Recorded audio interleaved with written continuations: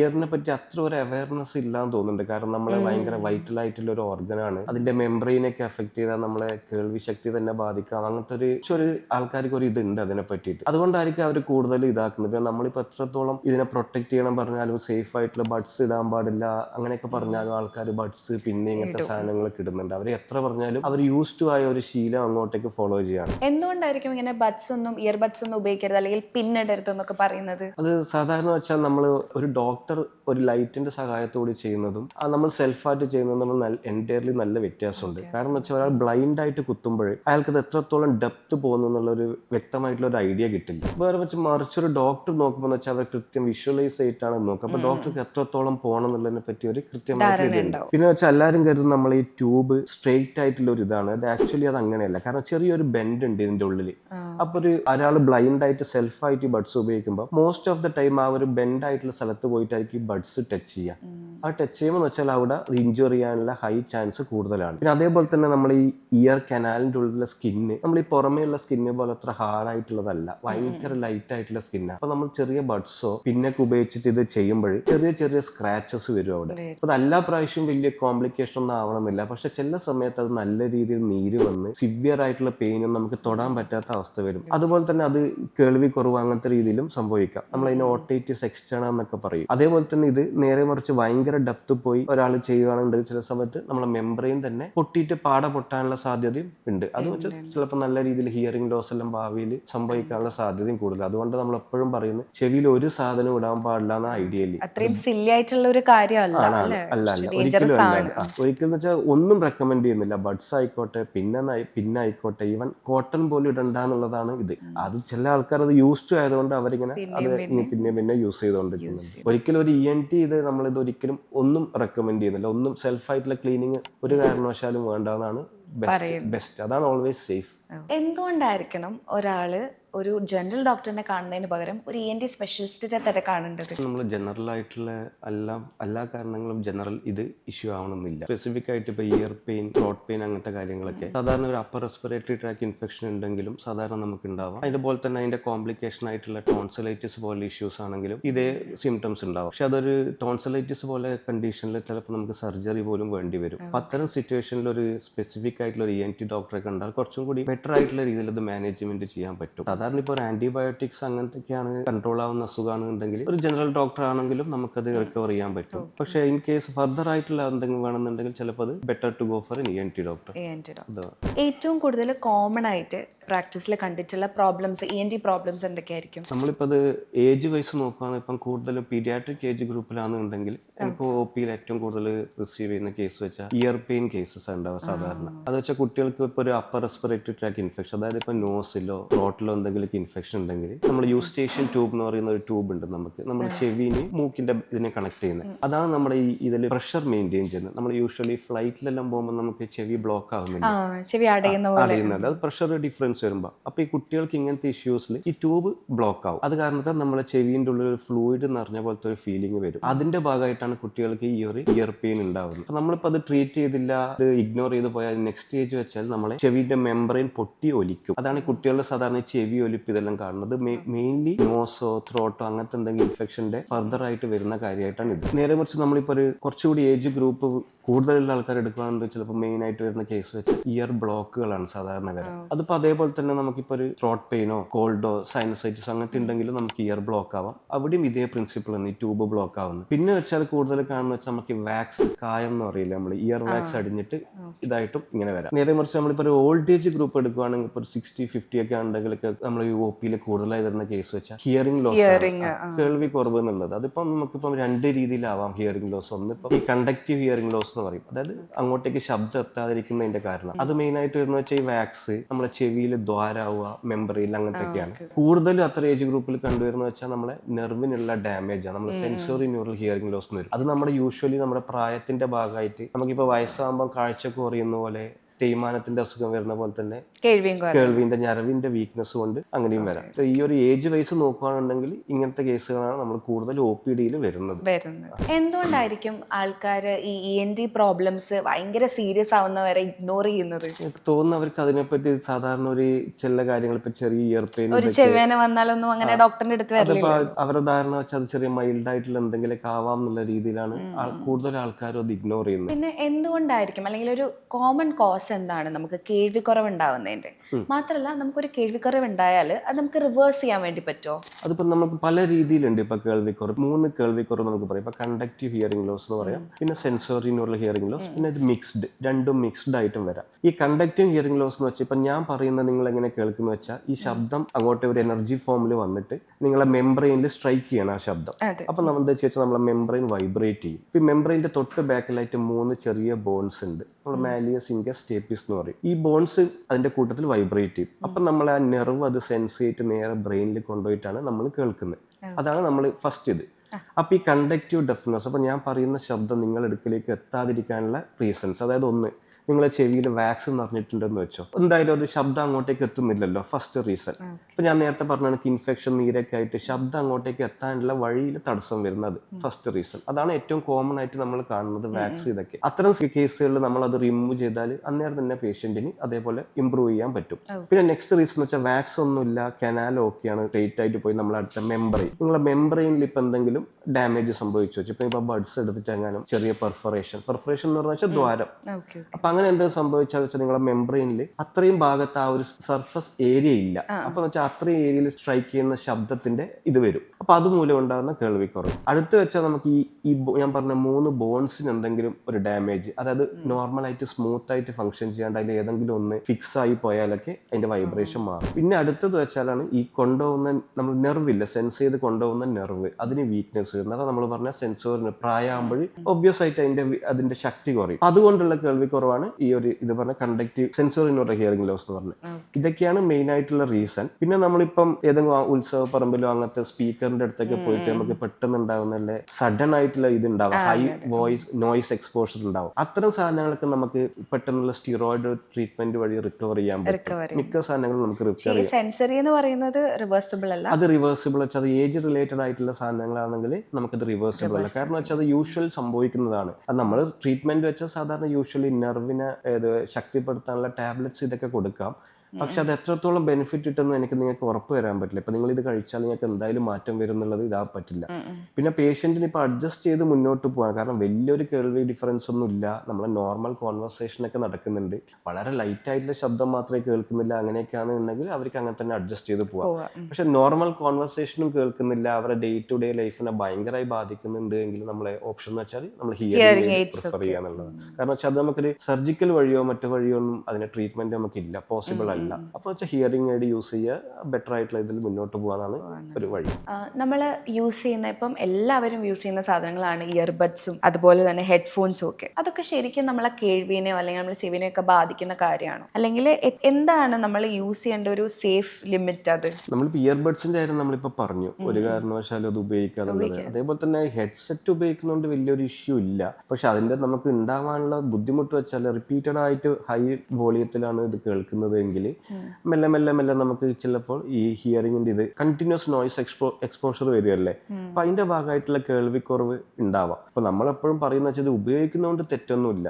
ഇത് വെച്ചാൽ നമുക്ക് ഉപയോഗിക്കാം, പക്ഷെ ഹൈ വോളിയത്തിൽ, ഹൈ ലൗഡായിട്ട് വോളിയത്തിൽ കണ്ടിന്യൂസ് ആയിട്ട് കുറെ അങ്ങനെ ഉപയോഗിക്കുന്നത് നമ്മളെ ഡ്രമ്മിനും നെർവിനും ഒക്കെ ഡാമേജ് ചെയ്യാനുള്ള സാധ്യതയില്ല. ഹിയറിംഗിൽ വരാം. കാരണം നമ്മളിപ്പോൾ ഇപ്പൊ ഫാക്ടറിയിൽ വർക്ക് ചെയ്യുന്ന ആൾക്കാർ, ഈ മില്ലിലൊക്കെ വർക്ക് ചെയ്യുന്ന ആൾക്കാരില്ല, അവർ കണ്ടിന്യൂസ് നോയ്സ് എക്സ്പോഷർ വരുമ്പോൾ നമുക്ക് ഈ നോയ്സ് ഇൻഡ്യൂസ്ഡ് ആയിട്ട് ഹിയറിംഗ് ലോസും വരാം. റിപ്പീറ്റഡ് ആയിട്ട് വരുമ്പോൾ നമ്മളെ നെർവ് വീക്ക് ആവും. അതേപോലെ തന്നെ ഇത് പക്ഷേ ഹെഡ്സെറ്റ് നമ്മൾ ഒരു മിനിമം വോളിയത്തിൽ കണ്ടിന്യൂസ് അല്ലാണ്ട് ഇപ്പോൾ ട്രാവൽ ചെയ്യുമ്പോൾ അങ്ങനത്തെ രീതിയിലൊക്കെ ഇതാക്കുന്നതുകൊണ്ട് വലിയൊരു ഇഷ്യൂ ഒന്നും ഇല്ല അതിൽ. അതാണ് ഹെഡ്സെറ്റിന്റെ കാര്യത്തിൽ, ഇയർഫോണിന്റെ കാര്യത്തിൽ. പിന്നെ ഇവിടെ വെക്കുമ്പോഴെപ്പോഴും ടൈറ്റ് ആയിട്ടുള്ള സാധനം വെച്ചാൽ ഇതിന്റെ ആ പ്രഷർ കൊണ്ടുള്ള പെയിനും നമുക്ക് സ്വാഭാവികമായിട്ടും വരാം. ഭയങ്കര ടൈറ്റ് ആയിട്ടില്ല. പിന്നെ അങ്ങനത്തെ ആൾക്കാർ വെച്ചാൽ ആ സ്പോഞ്ചി ആയിട്ടുള്ള ഇതില്ല നമ്മളിങ്ങനെ ഓവർ ഹെഡ് okay, വെക്കണം അങ്ങനത്തെ സാധനം Headphones. വെച്ചാൽ കുറച്ചുകൂടി ബെറ്റർ ആയിരിക്കും. ബഡ്സിന്റെ കാര്യം നമ്മൾ പറഞ്ഞ പോലെ തന്നെ അത് ഉപയോഗിച്ചാൽ നോയ്സ് കൺട്രോൾഡ് ആയിട്ട് ഉപയോഗിക്കുകയാണെങ്കിൽ അതൊരു പ്രശ്നമല്ലാത്ത കാര്യമാണ് അല്ലേ? പ്രശ്നമില്ലാത്ത ഇതാണ്. നമ്മളൊന്ന് കൺട്രോൾ ചെയ്ത് ഉപയോഗിച്ചാൽ മതി. ഹൈ വോളിയത്തിൽ ഇതാക്കി നമ്മൾ മറ്റേ സ്പീക്കറിന്റെ അതിന്റെയൊക്കെ അതേ എഫക്ട് തന്നെയാണ് നമുക്ക് ഉണ്ടാകുന്നത്. അപ്പൊ അങ്ങനത്തെ സിറ്റുവേഷൻസ് നമ്മൾ ഒഴിവാക്കുക. ലൈറ്റ് ആയിട്ടുള്ള രീതിയിൽ ഉപയോഗിക്കുന്നതിൽ വലിയ കുഴപ്പമില്ല. എന്തുകൊണ്ടാണ് ചില കുട്ടികൾ വായിൽ കൂടെ ശ്വാസം എടുക്കുന്നത്, മൂക്കിൽ കൂടെ എടുക്കാതെ? അത് ഒരു പെർട്ടിക്കുലർ ഏജ് ഗ്രൂപ്പിൽ ഇപ്പൊ നമ്മൾക്കിപ്പോ ഒരു എടുക്കുന്ന 3 to 12 years ഒക്കെ നമുക്ക് എല്ലാവർക്കും 2 ദശകളുണ്ട് നമ്മളിതിൽ. ഒന്ന് വെച്ചാൽ നമ്മൾ പറയുന്ന അഡിനോയിഡ് ദശ എന്ന് പറയും, മറ്റേത് വെച്ചാൽ ടോൺസിൽ. ഈ അഡിനോയിഡ് വെച്ചാൽ നമ്മളെ മൂക്കിന്റെ ഏറ്റവും ലാസ്റ്റ് ഭാഗം, അതായത് മൂക്കിൽ നിന്ന് നമ്മൾ താഴോട്ടേക്ക് ഏറെ പോകുന്ന ഇതില്ലേ, നമ്മൾ നേസോഫാരിങ്സ് എന്ന് പറയും, അവിടെയുള്ള ഒരു ലിംഫോയിഡ് ടിഷ്യൂ ആണ് ഈ അഡിനോയിഡ്സ്. അപ്പൊ അത് പെർട്ടിക്കുലർ ഏജ് ഗ്രൂപ്പിൽ വെച്ചാൽ ചില ആൾക്കാർക്ക് അത് ഭയങ്കര വലുതായിട്ടാണ് ഉണ്ടാവുക ആ ഒരു ഏജ് ഗ്രൂപ്പിൽ. അത്തരം സിറ്റുവേഷനിൽ വെച്ച് ഇപ്പൊ കുട്ടി ഇപ്പൊ നോർമലായി ബ്രീത്ത് ചെയ്യുമ്പോൾ, നോർമലി നമ്മൾ നോസിലൂടെ ആണല്ലോ ബ്രീത്ത് ചെയ്യുന്നത്. അപ്പൊ ബ്രീത്ത് ചെയ്യുന്ന കുട്ടിയെ സംബന്ധിച്ചിടത്തോളം അത് എടുക്കുന്ന എയർ നമ്മൾ ഉള്ളിലോട്ട് പോവാ അങ്ങോട്ടേക്ക് എത്താത്ത, നമ്മളെ ലങ്സിലേക്ക് എത്താത്ത രീതിയിൽ വരും. കാരണം വെച്ചാൽ ഇത് നേസോഫാരിങ്സിൽ വെച്ചിട്ട് ഈ അഡിനോയിഡ് എന്ന് പറഞ്ഞ ദശ ഇതിനെ ബ്ലോക്ക് ചെയ്യാണ്. അപ്പൊ അങ്ങനത്തെ സിറ്റുവേഷൻ നമുക്ക് എന്തായാലും ബ്രീത്ത് ചെയ്തല്ലേ പറ്റുള്ളൂ. ഇപ്പൊ ഏതർ നോസ് ഓർ മൗത്ത്. അപ്പം നോസ് ബ്ലോക്ക് ചെയ്യുമ്പോൾ അവർ ഓട്ടോമാറ്റിക് ആയിട്ട് ബ്രീത്ത് ചെയ്യാൻ വായ തുറന്ന് കിടക്കാൻ തുടങ്ങും. ഈ വായ തുറന്ന് കിടക്കുമ്പോഴാണ് ഇതിന്റെ ഭാഗമായിട്ടുള്ള ഈ സ്നോറിങ്ങും മൗത്ത് ബ്രീത്തിങ് എന്തൊക്കെ വരുന്നത്. അത് മെയിൻലി വെച്ച ഇഷ്യൂ അഡിനോയിഡ് ദശയാവാനാണ് സാധ്യത കൂടുതൽ കുട്ടികൾ പീഡിയാട്രിക് ഏജ് ഗ്രൂപ്പിൽ. വേറെ ഇപ്പൊ അഡൾട്ട് ഒക്കെ നോക്കുകയാണെങ്കിൽ ചിലപ്പോൾ നമുക്ക് ഏതൊരു ഏജ് ഗ്രൂപ്പ് കഴിയുമ്പോൾ നമുക്ക് ഈ ദശ തന്നെ ഓട്ടോമാറ്റിക് ആയിട്ട് അത് പോകും. നമ്മുടെ ബോഡിയിൽ ആവശ്യമില്ലാത്ത 2 ദശകളാണ്. അപ്പൊ അത് ആ ഏജ് ഗ്രൂപ്പ് കഴിഞ്ഞിട്ടും ചില ആൾക്കാർക്ക് ഇത് അവിടെ തന്നെ നിൽക്കും. ഇതല്ലാത്ത ആൾക്കാർ ഇപ്പൊ അഡൾട്ടൊക്കെ ആണെന്നുണ്ടെങ്കിൽ ചിലവർക്ക് ഈ മൂക്കിന്റെ നമ്മളെ പാലത്തിന്റെ വളവ്, വേറെ ടൈപ്പ് ദശകൾ, ഇങ്ങനത്തെ കാര്യങ്ങൾ കൊണ്ടും ഈ ഒരു ബ്രീത്തിങ് ഇഷ്യൂസ് വരാം. കൂടുതൽ പീഡിയാട്രിക് ഏജ് ഗ്രൂപ്പിൽ ഇത് വരുന്ന ഫസ്റ്റ് നമ്മൾ റൂൾ ഔട്ട് ചെയ്യേണ്ട കാര്യം എന്ന് വെച്ചാൽ ഈ അഡിനോയിഡ് ദശ ഇല്ലാന്ന് ഉറപ്പുവരുത്തണം. അതാണ് പീഡിയാട്രിക് ഗ്രൂപ്പിൽ ചെയ്യേണ്ടത്. അതായിരിക്കണം ഈ മെയിൻ ആയിട്ടുള്ള ഈ മൗത്ത് ബ്രീത്തിങ്ങിന്റെ പ്രധാന റീസൺ. എൻലാർജ്ഡ് അഡിനോയിഡ്സ് ഒക്കെ കുഞ്ഞുങ്ങളിൽ ഉണ്ടാവും. അത് നമുക്ക് എങ്ങനെ ഐഡന്റിഫൈ ചെയ്യാൻ പറ്റും? നമുക്ക് 2 രീതിയിൽ ഐഡന്റിഫൈ. ഇപ്പൊ വളരെ യങ് ആയിട്ടുള്ള കുട്ടിയാണ്, ഇപ്പൊ ഒരു 4 years 5 years കുട്ടിയൊക്കെ ആണെന്നുണ്ടെങ്കിൽ നമ്മൾ ബെറ്റർ ആയിട്ട് എപ്പോഴും എക്സ്റേ എടുക്കുക ചെയ്യുക. നമുക്ക് 2 ഓപ്ഷനാണ് ഇത് ഐഡന്റിഫൈ. ഒന്ന് വെച്ചാൽ എക്സ്റേ എടുക്കുക, ഇതിന്റെ സൈഡ് വ്യൂ ആയിട്ട് ലാറ്ററൽ വ്യൂ ആയിട്ടുള്ള എക്സ്റേ എടുക്കുക നേസോഫാരിങ്സിന്റെ. അടുത്ത ഓപ്ഷൻ വെച്ചാൽ നമ്മൾ എൻഡോസ്കോപ്പിക്കലി നോക്കുക എന്നുള്ളത്. നമ്മൾ DNE എന്ന് പറയും, ഡയഗ്നോസ്റ്റിക് നേസൽ എൻഡോസ്കോപ്പി. അതായത് മൂക്കിലൂടെ നമ്മൾ ഒരു റിജിഡ് ആയിട്ടുള്ള എൻഡോസ്കോപ്പ് പാസ് ചെയ്തിട്ട് അന്നേരം തന്നെ നമുക്ക് സ്ക്രീനിൽ കാണാൻ പറ്റും. പക്ഷെ അതിന്റെ പ്രശ്നം എന്ന് വെച്ചാൽ ചെറിയ കുട്ടികൾ അതിന് കോപ്പറേറ്റ് ചെയ്യില്ല, അവർക്ക് ഭയങ്കര ബുദ്ധിമുട്ടായിരിക്കും. കുറച്ച് പേര് ഇപ്പൊ പറഞ്ഞാൽ മനസ്സിലാവുന്ന കുറച്ച് കോപ്പറേറ്റീവ് ആയിട്ടുള്ള ഒരു 10 years 8 years ഉള്ള കുട്ടികൾക്ക് നമ്മൾ ബെറ്റർ ആയിട്ട് എൻഡോസ്കോപ്പ് ഉപയോഗിക്കാം. കാരണം എൻഡോസ്കോപ്പിന്റെ അഡ്വാൻറ്റേജ് വെച്ചാൽ നമുക്ക് അന്നേരം തന്നെ നമ്മൾ ഡയറക്റ്റ് ആയിട്ട് കാണുവാൻ ഇത് ഇത്ര ശതമാനത്തോളം ഉണ്ട് എന്നൊക്കെ. എക്സ്റേന്റെ പ്രശ്നം വെച്ചാൽ നമ്മൾ അത് ഒരു ഇമേജ് ആണ് കാണുന്നത്. അതിപ്പോ കുട്ടി ഇപ്പൊ ചിലപ്പോൾ മൂവ് ചെയ്താലൊക്കെ ചെറിയ രീതിയിലൊരു ഡിഫറൻസ് ഒക്കെ വരാം. കുട്ടികൾ കോപ്പറേറ്റ് ചെയ്യാത്ത ചെറിയ യങ് ആയിട്ടുള്ള കുട്ടികളാണ് നമ്മൾ ഓൾവേസ് പ്രിഫർ എക്സ്റേ.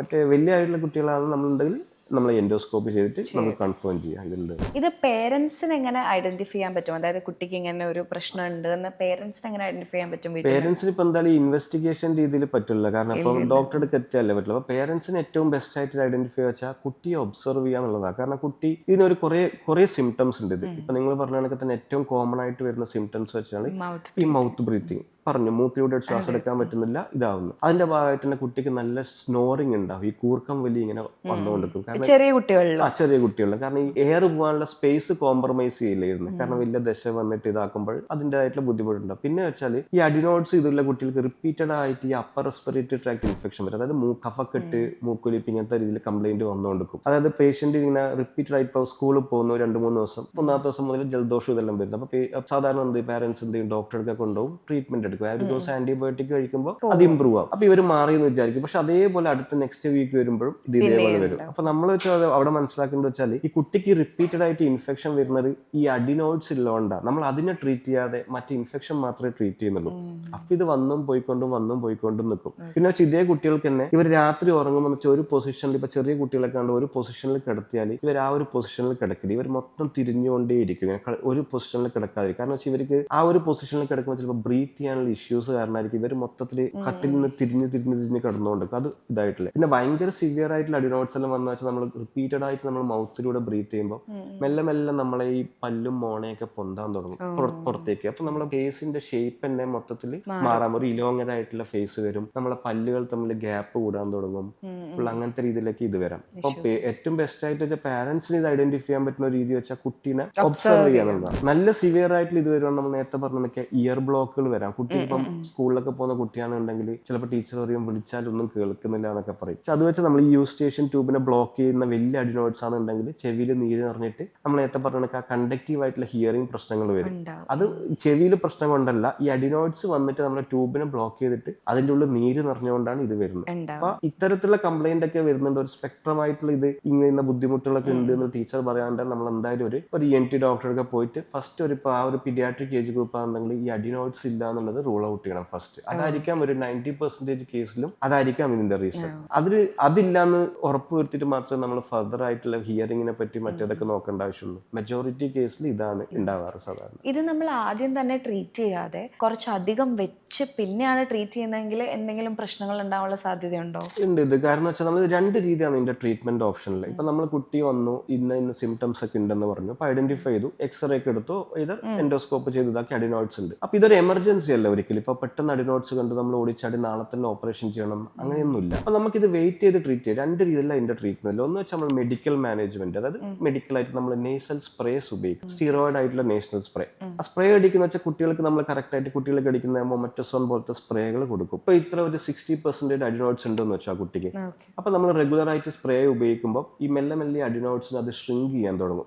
അപ്പൊ വെച്ചാൽ ചില കുട്ടികൾക്ക് നല്ല റിലീഫ് കിട്ടും സ്പ്രേയിൽ. നമ്മൾ അതിന്റെ റെസ്പോൺസ് നോക്കിയിട്ട് കണ്ടിന്യൂ. ഇപ്പൊ നമ്മൾ ഒരു 1 മന്ത് ഞാൻ സ്പ്രേ കൊടുത്തു, കുട്ടി അത് ഉപയോഗിച്ചപ്പോൾ പാരന്റ്സ് പറയണം നല്ല ഇമ്പ്രൂവ്മെന്റ് ഉണ്ടെന്ന് പറയാനുണ്ടെങ്കിൽ നമ്മൾ ആ സ്പ്രേ വീണ്ടും കണ്ടിന്യൂ ചെയ്യാം. നമ്മൾ 6 മന്ത്സ് വരെയൊക്കെ സ്പ്രേ കൊടുക്കാറുണ്ട്. ചില കുട്ടികൾക്ക് ആ സ്പ്രേയിൽ തന്നെ കംപ്ലീറ്റ് ആയിട്ട് റിക്കവർ പോലും ചെയ്യാറുണ്ട്. അങ്ങനെയുള്ളവർക്ക് നമ്മൾ ഇതായിട്ട് ഫർദർ ആയിട്ട് ഒന്നും ചെയ്യേണ്ട ആവശ്യമില്ല. പക്ഷെ ചില കുട്ടികൾക്ക് ഒരു 80% ഒക്കെ ഉള്ള കുട്ടികൾക്ക് പിന്നെ സ്പ്രേ അടിച്ചു. ഇപ്പൊ ചില ആൾക്കാർ വരും, നമ്മളൊരു 1 ഇയർ ആയി സ്പ്രേ ഉപയോഗിക്കുന്ന റെസ്പോൺസ് ഒന്നുമില്ല. അങ്ങനെയുള്ളവർക്ക് വെച്ച് നമ്മൾ മനസ്സിലാക്കേണ്ടത് വെച്ചാൽ ഫസ്റ്റ് ഒരു സ്പ്രേ ഉപയോഗിച്ചു, കുട്ടിക്ക് വലിയ റെസ്പോൺസ് ഇല്ല. ഇതിപ്പോ നമ്മൾ ഓരോ ഇതിലും അഡിനോയിഡ്സ് കുറഞ്ഞോ നോക്കാൻ വേണ്ടി എക്സ്റേ എടുക്കേണ്ട ആവശ്യമില്ല. ഞാൻ പറഞ്ഞില്ല, ഫസ്റ്റ് നിങ്ങൾ ഒബ്സർവ് ചെയ്യുക. സ്പ്രേ അടിച്ച് 1 മന്ത് കഴിഞ്ഞപ്പോൾ കുട്ടിക്ക് നല്ല രീതിയിൽ ഇമ്പ്രൂവ്മെന്റ് വരുന്നുണ്ട്, ബ്രീത്ത് ചെയ്യുന്നുണ്ട്, സ്നോറിങ് കുറയുന്നുണ്ട്. അങ്ങനെയുള്ള കുട്ടികൾക്ക് വെച്ചാൽ നമുക്ക് ഈ സ്പ്രേ കണ്ടിന്യൂ ചെയ്യാം. സ്പ്രേ 1 മന്ത് അടിച്ച് ഒരു റെസ്പോൺസും ഇല്ല, കുട്ടിക്ക് സിംറ്റംസ് അതേപോലെ തന്നെ ഉണ്ട്. നമ്മൾ വീണ്ടും വീണ്ടും ആ സ്പ്രേ എടുക്കുന്നതിൽ യാതൊരു ലോജിക്കും ഇല്ല. അപ്പൊ അങ്ങനെയുള്ള കുട്ടികളുണ്ട്. പക്ഷെ അത് കുട്ടിയുടെ ഡേ ടു ഡേ ലൈഫിനെ ഇത് നന്നായി എഫക്ട് ചെയ്യുന്നുണ്ട്. കാരണം അവളുടെ സ്കൂളിലെ പെർഫോമൻസിനെ ബാധിക്കും, കുട്ടി അപ്പോൾ ഡള്ളായിരിക്കും. അങ്ങനെയൊക്കെ ഉണ്ടെങ്കിൽ നമ്മൾ വെച്ചാൽ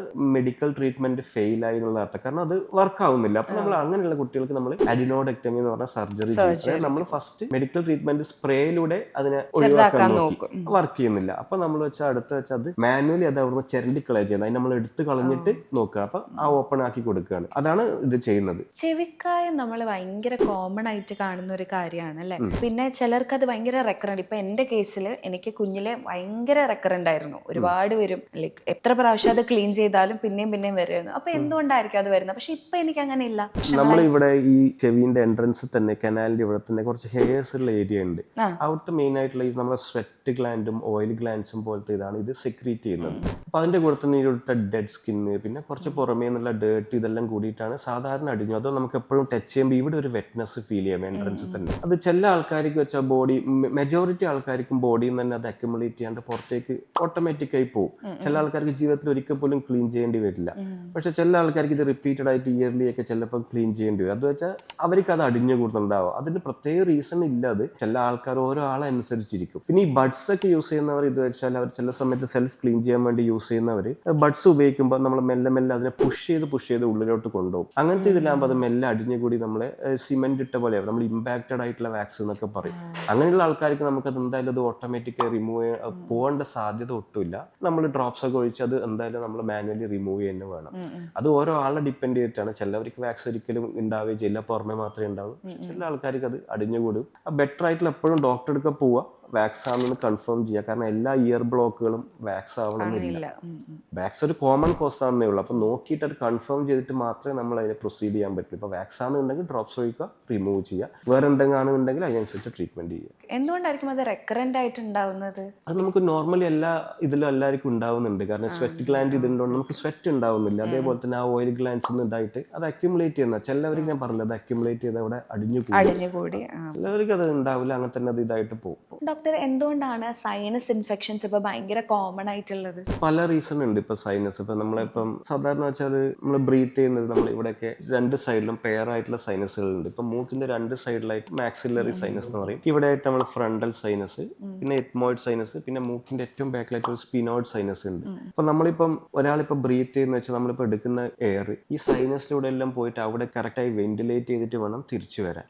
അപ്പൊ നിങ്ങളെ സംബന്ധിച്ചിടത്തോളം ഇപ്പൊ അങ്ങോട്ടേക്ക് എയർ പോകാനുള്ളതിന് എന്തെങ്കിലും ഒരു ബുദ്ധിമുട്ട്, ഇപ്പൊ നമ്മളെ മൂക്കിന്റെ പാലത്തിന് വളവുണ്ടെന്ന് വെച്ചോ, ഇപ്പം നിങ്ങൾക്ക് മൂക്കിൽ ഇപ്പൊ റൈറ്റ് സൈഡിലോട്ടേക്ക് ബെൻഡ് ഉണ്ടെങ്കിൽ നമ്മളൊക്കെ അങ്ങോട്ടേക്കുള്ള എയർ പോകാനുള്ള സ്പേസ് കോംപ്രമൈസ് ചെയ്യാണ്. അപ്പൊ വെച്ചാൽ അങ്ങോട്ടേക്ക് എയർ പോകുന്നില്ല റൈറ്റ് സൈഡിലേക്ക്. അപ്പൊ ആ സൈഡിലുള്ള ഈ സൈനസുകൾക്ക് ആ സ്പേസിലേക്കൊന്നും ഈക്വൽ ആയിട്ട് എയർ എത്തുന്നില്ല. അപ്പൊ അത്തരം സിറ്റുവേഷനിൽ അവിടെ വെന്റിലേഷൻ നടക്കാത്തപ്പോഴാണ് അവിടെ ഈ കഫം നിറഞ്ഞിട്ട് നമുക്ക് സൈനസൈറ്റിസ് ഉണ്ടാവുന്നത്. ആ സൈനസുകളുടെ അടുത്ത ഇൻഫെക്ഷനാണ് നമ്മൾ സൈനസൈറ്റിസ് എന്ന് പറയുന്നത്. എന്തൊരു ഇൻഫെക്ഷൻ ആണല്ലോ, അപ്പൊ സൈനസിന്റെ ഇൻഫെക്ഷൻ സൈനസൈറ്റിസ്, ഇതൊരു റീസൺ. അതേപോലെ തന്നെ ഇപ്പൊ റിപ്പീറ്റഡ് ആയിട്ട് നിങ്ങൾക്ക് അലർജിക് ഇഷ്യൂ ഉള്ള ആളാണെന്ന് വെച്ചാൽ ഇപ്പൊ സ്നീസിങ് അങ്ങനത്തേക്ക് ഉണ്ടെങ്കിലും ഇതേപോലെ സംഭവിക്കാം. പിന്നെ അതേപോലെ മൂക്കിൽ ദശ വരുന്നത് നമ്മൾ ഈ നെയ്സൽ പോളിപ്സ് എന്ന് പറയും. ഇപ്പൊ രണ്ട് സൈഡിലും പോളിപ്പുകൾ വന്നാലും അവിടത്തേക്ക് എയർ പോകാതിരിക്കുമ്പോഴാണ് ഈ ഒരു ഇത് വരുന്നത്. അത് പല റീസൺ കൊണ്ട് വരാം. അത് ഇവിടെ പ്രോപ്പർ ആയിട്ടുള്ള വെന്റിലേഷൻ നടക്കാത്തപ്പോഴാണ് ഇത് വരുന്നത്. അതിപ്പോന്ന് വെച്ചാൽ കൂടുതൽ ഈ ഡസ്റ്റും അലർജിക്ക് ഇതെല്ലാം ഉള്ളതുകൊണ്ടാണ് ഈ ഒരു ഇഷ്യൂ കൂടുതലായി കോമൺ ആയി കാണുന്നത്.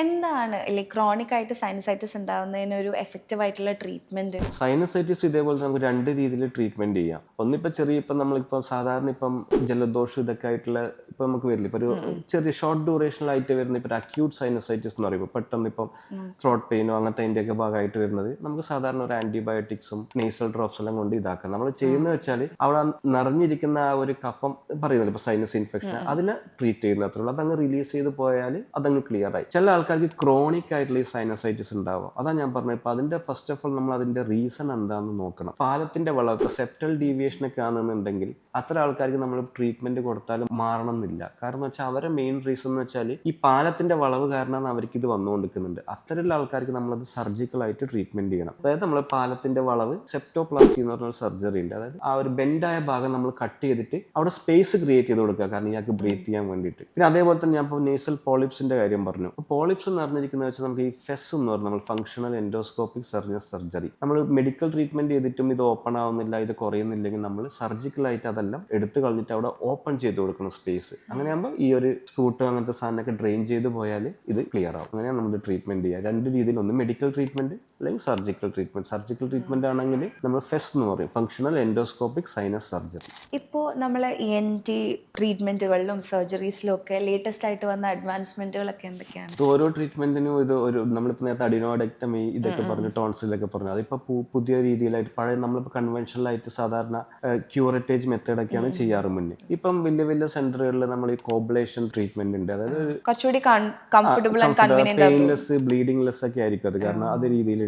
ആ പുതിയ ടെക്നിക്ക്, അത് കുറച്ച് എക്സ്പെൻസീവ് ആയിട്ടുള്ള ട്രീറ്റ്മെന്റ് ആണ്. പെയിൻ ഉണ്ട് കുട്ടികൾക്ക് അന്ന് തന്നെ വേണമെങ്കിൽ ഡിസ്ചാർജ് ചെയ്തിട്ടൊക്കെ നമുക്ക് പോവാം.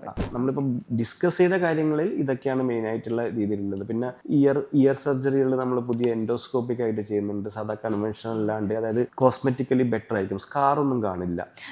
അതേപോലെ തന്നെ തൈറോയിഡ് സർജറീസിലും അതുകൊണ്ട് പഴയ കൺവെൻഷണൽ ഇതല്ലാത്ത രീതിയിൽ ആക്സിലറിയിലൂടെയും ഇതിലൊക്കെ ചെയ്യുന്നുണ്ട്. അത് കോസ്മെറ്റിക്കലി ബെറ്റർ ആയിരിക്കും, ബട്ട് സെയിം ടൈം അത് മേ ബി എക്സ്പെൻസീവ് ആയിരിക്കും. പ്രിഫർ ചെയ്യുന്ന ആൾക്കാരുണ്ട്. വലിയ വലിയ സിറ്റീസിലൊക്കെ ഇത്തരത്തിലുള്ള ട്രീറ്റ്മെന്റ് ഇതുണ്ട്. അലർജികളൊക്കെ നമുക്ക് കംപ്ലീറ്റ്ലി ക്യൂർ ചെയ്യാൻ പറ്റുന്ന ഒരു സാധനമാണോ? ക്യൂർ ചെയ്യാൻ പറ്റും. അത് കുറെ ഫാമിലി ഹിസ്റ്ററി ഇതൊക്കെ ഉണ്ടെങ്കിലൊക്കെ വരാം. നമ്മൾ താൽക്കാലികമായിട്ട് ഇപ്പം നമ്മളിപ്പോൾ ഒരു റൂം ക്ലീൻ ചെയ്യുമ്പോഴുള്ള ഡസ്റ്റുള്ള അലർജിയൊക്കെ നമുക്ക് ജസ്റ്റ് ഒരു ഫ്യൂ ഡേയ്സ് കൊണ്ട് ട്രീറ്റ്മെന്റ് കൊണ്ടൊക്കെ മാറാൻ പറ്റും.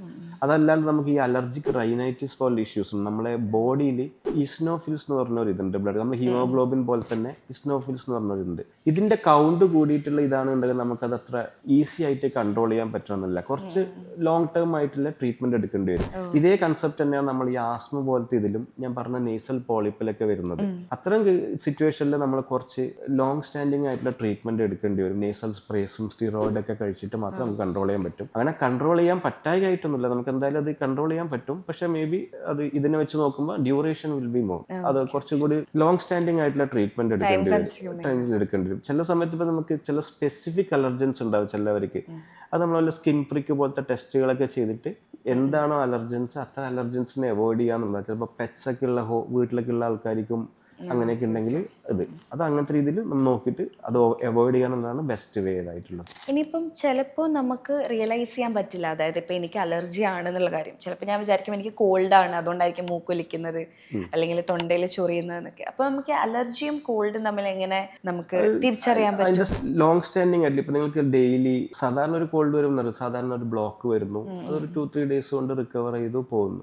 ഇപ്പൊ ചില ആൾക്കാർക്ക് ഇപ്പൊ ഡെയിലി രാവിലെ എഴുന്നേറ്റ കണ്ടിന്യൂസ് ആയിട്ടുള്ള സ്നീസിങ്, അതായത് നമ്മളിപ്പോ ഒരു റീസണും ഇല്ലാണ്ട് ഒരു 10-15 പ്രാവശ്യം കണ്ടിന്യൂസ് ആയി തുമ്മുക, അതിനുശേഷം മൂക്കിന് റൈനൈറ്റിസ് എന്ന് പറയും, സാധാരണ വാട്ടറി ആയിട്ടുള്ള ഡിസ്ചാർജ് വരും, വെള്ളം പോലെ. അതേ സമയത്ത് തന്നെ നിങ്ങൾക്ക് ഇതിന്റെ കൂടെ തന്നെ കണ്ണ് ചൊറിച്ചല്, തൊണ്ട ചൊറിച്ചല്, ഇങ്ങനെയൊക്കെ വരിക വെച്ചാൽ നമ്മൾ അങ്ങനെയുള്ള സിറ്റുവേഷനിൽ നമ്മൾ നോക്കണം. ഒരു സാധാ ബ്ലഡ് ടെസ്റ്റുകളൊക്കെ ചെയ്ത് നമ്മൾ AEC IG എന്നൊക്കെ പറഞ്ഞ ടെസ്റ്റുകൾ ഞാൻ പറഞ്ഞ ഈസ്നോഫിസിന്റെ സ്പെസിഫിക് ആയിട്ട് നോക്കാം. പിന്നെ ആ ഒരു കുറച്ച് ഗ്രൂപ്പ് ഓഫ് സിംറ്റംസ് ഉണ്ട്. ഇതൊക്കെ ഉണ്ടെങ്കിൽ നമ്മൾ സാധാരണ കോൾഡിൽ നിന്നും മാറിയിട്ട് ഒരു അലർജിക് റൈനൈറ്റിസ് പോലെ അങ്ങനെ എന്തെങ്കിലും ആണോ നമ്മൾ കൺഫേം ചെയ്യണം. അതാ പറഞ്ഞത്, രണ്ടിന്റെ ട്രീറ്റ്മെന്റ് കുറച്ച് ഡിഫറൻസ് ഉണ്ട്. ഒന്ന് ചിലപ്പോൾ ലോങ് ഡ്യൂറേഷൻ ട്രീറ്റ്മെന്റ് വേണ്ടി വരും, മറ്റേത് വെച്ചാൽ ഷോർട്ട് ഡ്യൂറേഷനിൽ ചെയ്താലും റിക്കവർ ചെയ്യാം.